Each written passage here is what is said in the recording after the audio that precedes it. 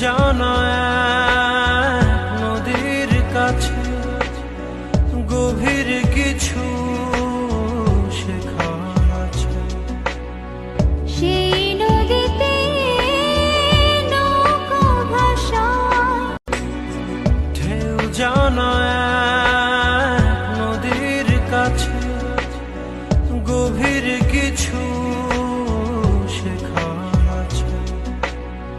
সেই নদীতে নৌকা ভাসায়